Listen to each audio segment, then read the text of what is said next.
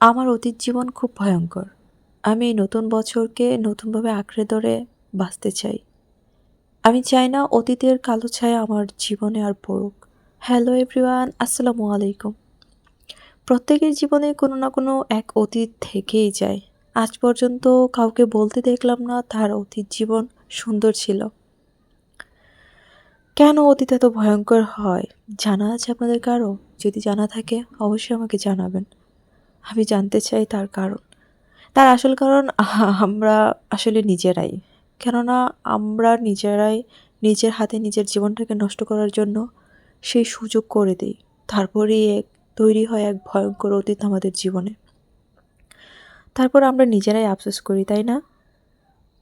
আর এটাই আমাদের জীবনের সবচেয়ে বড় সমস্যা। আমরা চাইলেও এই সমস্যা থেকে বের হয়ে আসতে পারি না।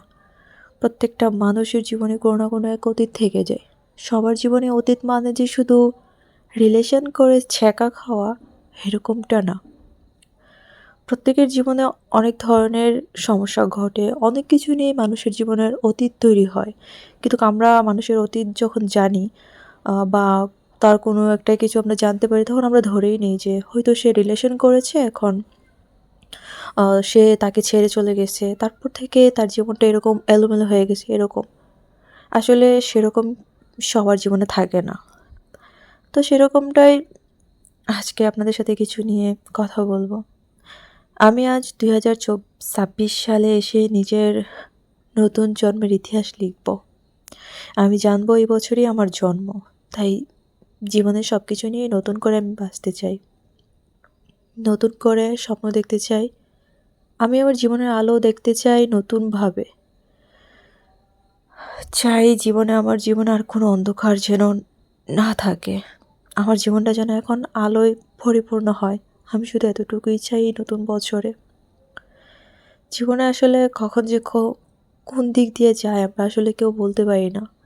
এটি আমাদের জীবনের সবথেকে বড় সমস্যা, জানেন? আমি দিন শেষে একটা জিনিস খুব ভালো করে বুঝতে শিখেছি।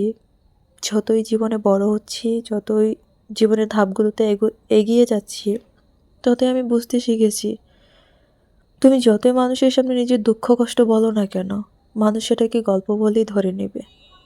দিন শেষে তুমিটাই তোমার কাছে থেকে যাবে। কেউ থাকবে না তোমার পাশে। তাই এখন থেকে শুধু নিজেকে নিয়ে ভাববো, নিজেকেই ভালোবাসবো। দেখি জীবনে আর কতটুকু বা কী করতে পারি।